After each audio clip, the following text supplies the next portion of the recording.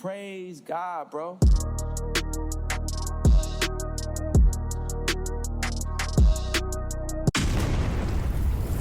Hey, what's going on, sports fans? My name is TJAY Jones, and welcome to another edition of the Gumbo Pot Sports Podcast, where we talk about some of the hottest topics in all of sports. I really do appreciate your time, and if you're new to the channel, I ask that you hit the subscribe button, hit that like button, and if you're on the fence, hopefully by the end of this podcast, you'll hit that like button and that subscription button. But let's go ahead and get into it. Let's talk a little bit about Divisional Round Sunday. Now, the last episode, we talked about Divisional Round Saturday and those slate of games. And on this show, we're going to be talking about the games that happened on Sunday. And there was a lot to talk about, a lot of things coming out of those two games that were played on Sunday. Of course, now we know the teams that are going to be representing the NFC and the AFC in their championship games for the right to play in the Super Bowl in Las Vegas. Man, you got to be on cloud nine right now if you're the Detroit Lions fans. And I can relate to that. Growing up in New Orleans, I was a Saints fan. I've been a Saints fan my entire life. And the Saints weren't very good when I was growing up as a kid. I grew up in the 90s, and they didn't win a lot of games, man. I often say that hope and fate were just the name of the two girls that you knew in the neighborhood, because there wasn't much hope or faith coming from the New Orleans Saints. And then, of course, in 2006, when the Saints got Drew Brees and Sean Payton, and 3 years later they won the Super Bowl. I mean, I can't even tell you how much that actually meant to the city of New Orleans and even to myself. So the Detroit Lions playing in the NFC Championship game. And we'll talk about that game in just a few minutes. But I just wanted to just say this, man. I mean, you got to be really impressed, man. Just a blue-collar town, like just people just working, living their life, trying to make it. And the one thing that just actually makes sense to everybody that just kind of takes you away from all the stress and all the troubles of the world is your football team. And the Detroit Lions are really doing a service to their community right now and just playing amazing football. So congratulations to them.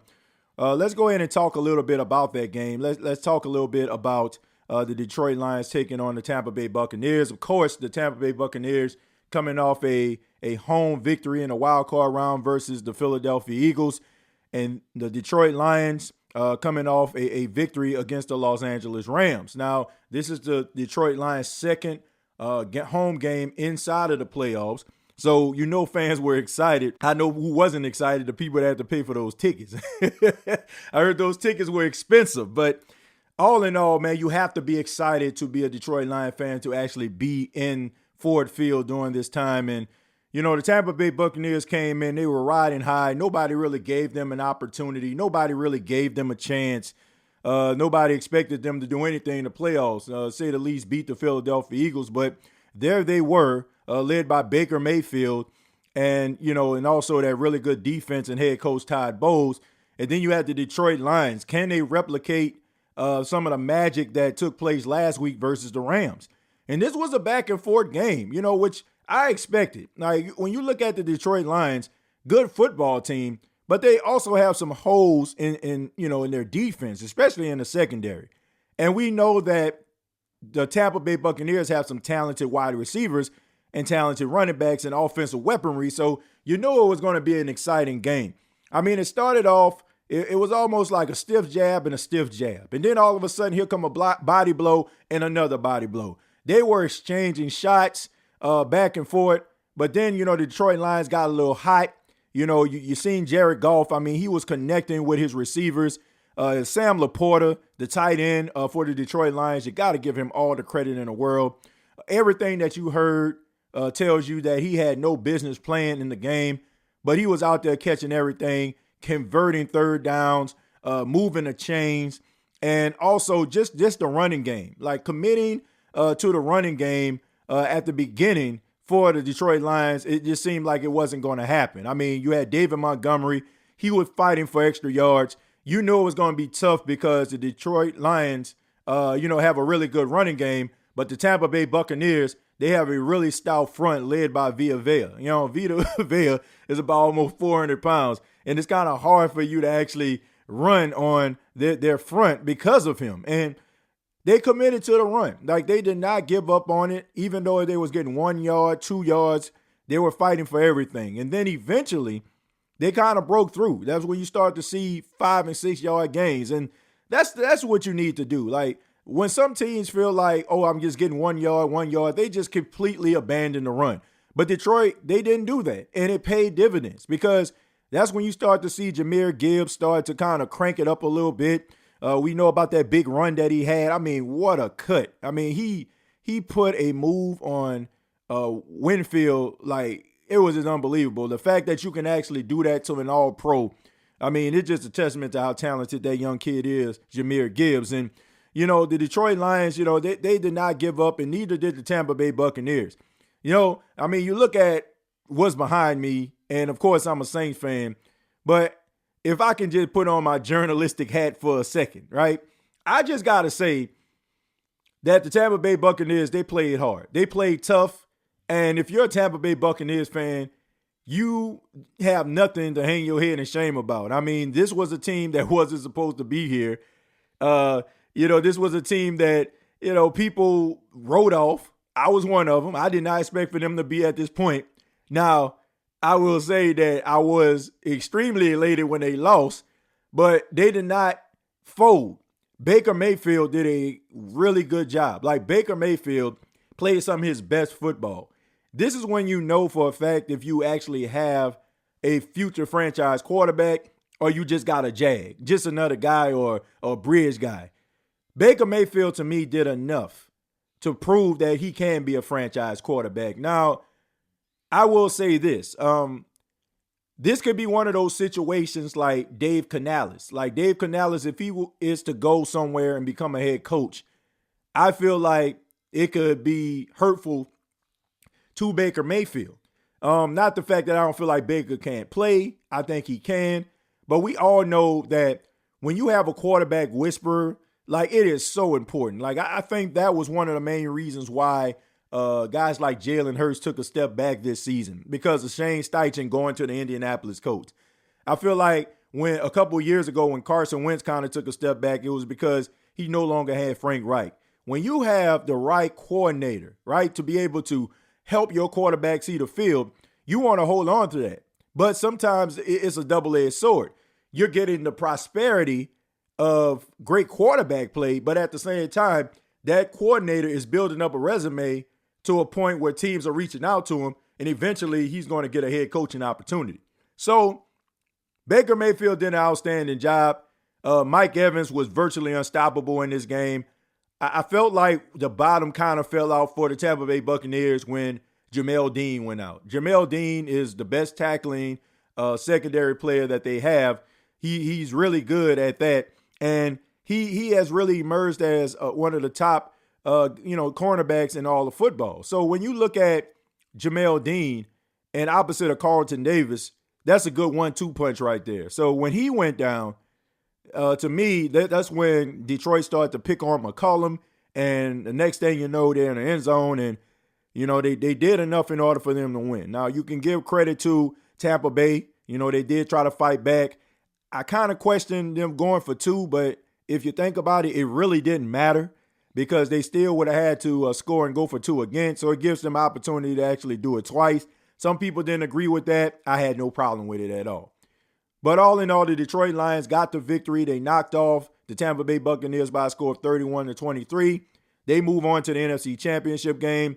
Got to give credit to Jared Goff, who played outstanding. The running game, not giving up on that.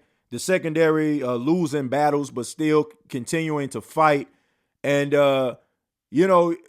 once again, when you look at a franchise that has been struggling over the years and they finally break through, I don't care if you're a fan of them or not, you got to respect the hustle. So congratulations to the Detroit Lions on a fantastic season. And they're moving on to the NFC Championship game. And they're trying to do something that franchise has never done, which is represent the franchise in the Super Bowl. So should be pretty good. Should be a pretty good matchup against the San Francisco 49ers.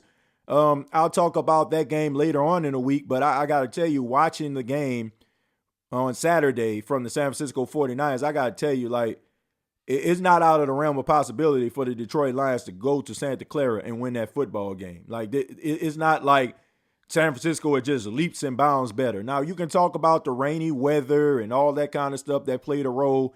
Yeah, it played a role, but at the same time, Brock Purdy looked a little shook out there. So this could be something that the Detroit Lions can take advantage of. It seems like they're playing with a lot of confidence, and sometimes that's all you need. You know, being disciplined, playing with confidence, and you find yourself breaking through. But let's go ahead and move on to the next game, the night game, the primetime game, the game that everybody was talking about. Josh Allen and the Buffalo Bills taking on Patrick Mahomes and the Kansas City Chiefs.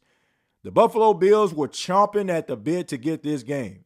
Every single year, the Buffalo Bills have an outstanding season. They have to go to Arrowhead.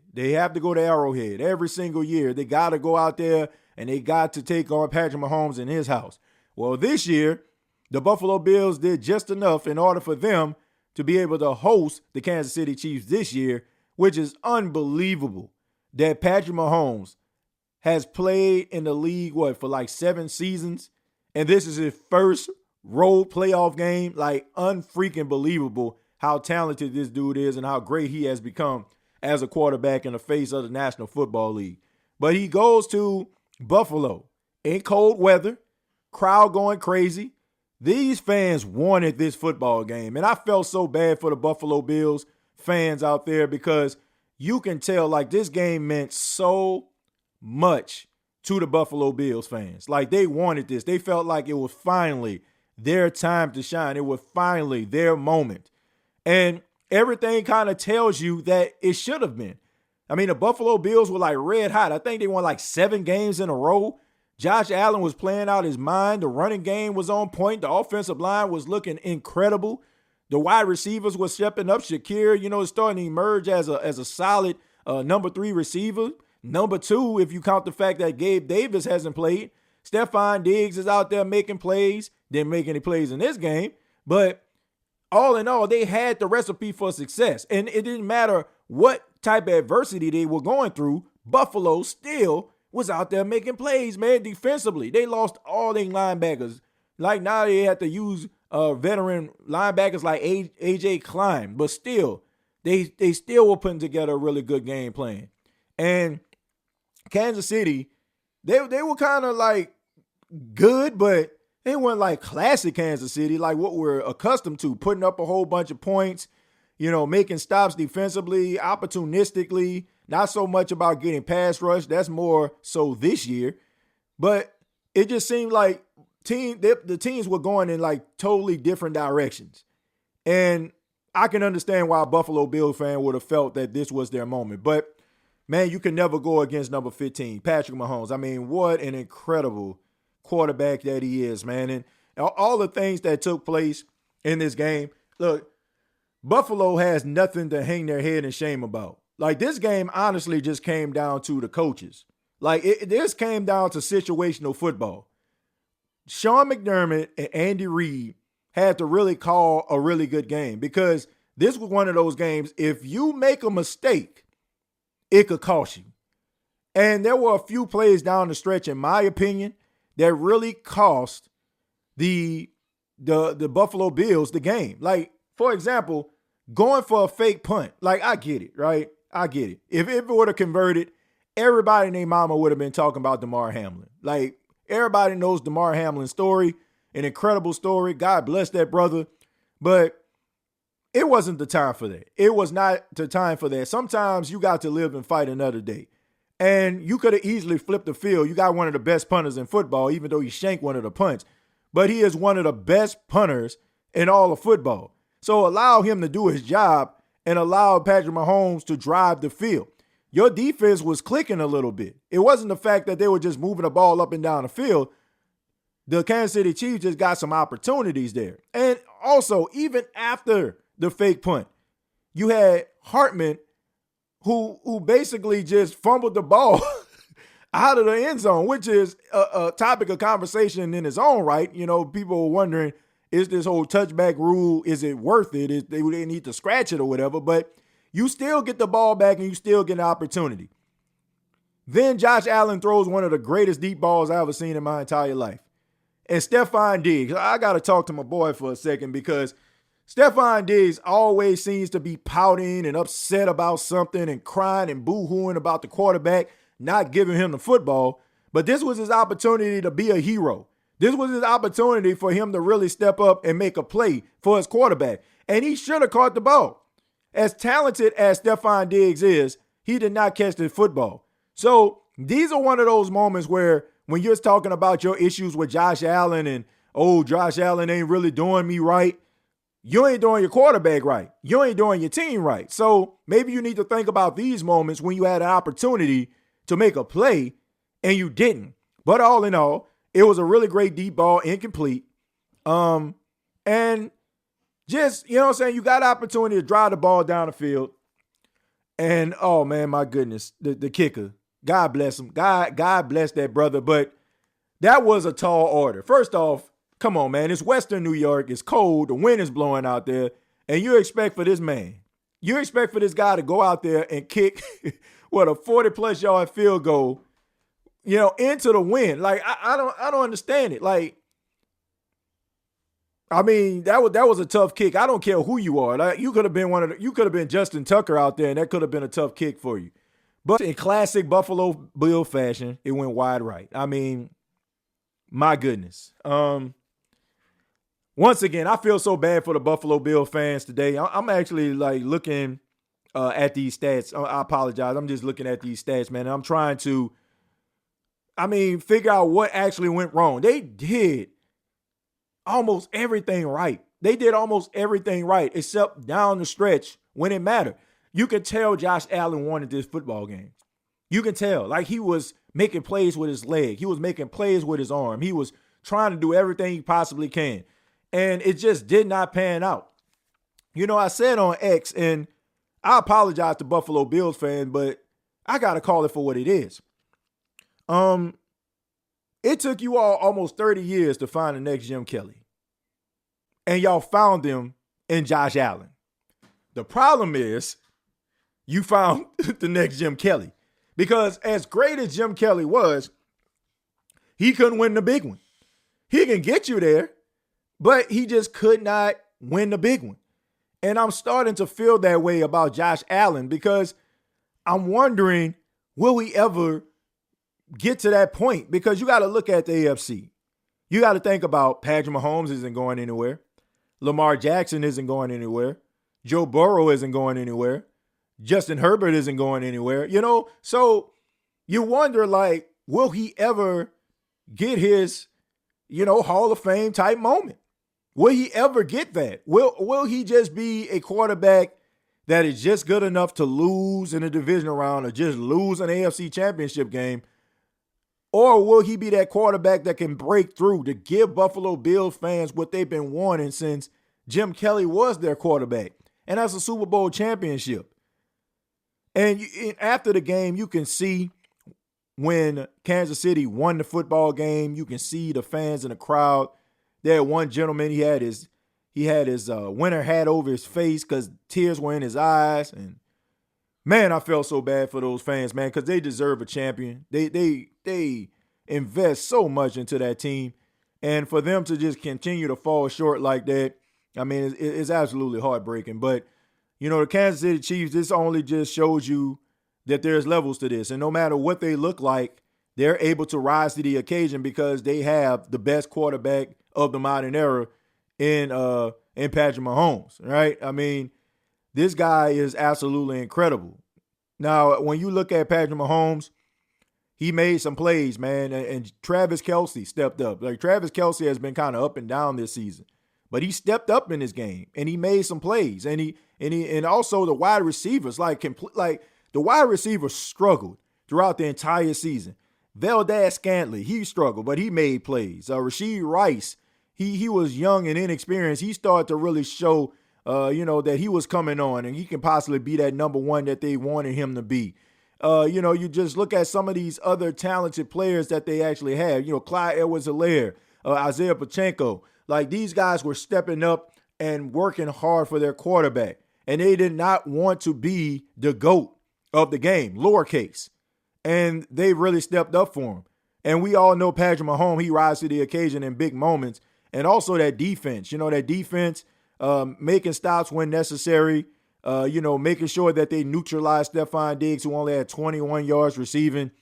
And, they did what they needed to do. There were some plays where they got beat, the secondary. There were some plays where the defensive linemen didn't get home, and Josh Allen made plays with his legs, but they were able to do enough in order for Patrick Mahomes to work his magic. So once again, congratulations to the Kansas City Chiefs. They will be taking on the Baltimore Ravens in M&T Bank Stadium in Baltimore for the right to go back to the Super Bowl. And this is their 6th straight AFC Championship game. Unfreaking believable. 6 straight AFC Championship games. Like, there's been a lot of winning going on in Kansas City, but that should be a great matchup. 2 great quarterbacks, 2-time league MVP in Patrick Mahomes, soon to be a 2-time league MVP in Lamar Jackson. That's definitely going to be a game that everybody is going to be watching, and whoever wins that game is going to deserve to represent the AFC in the Super Bowl in Vegas. But I would love to hear from you. What do you all think about Divisional Round Sunday? What did you learn from those games? What are you looking forward to in the NFC and AFC Championship game? Comment down below, like and share this video. Thank you so much for checking out the Gumbo Pot Sports Podcast. You can follow me on X at TJAY Jones 8, and you can also subscribe to the channel and hit that like button. I would really appreciate that. Till next time, I'll see you down the road.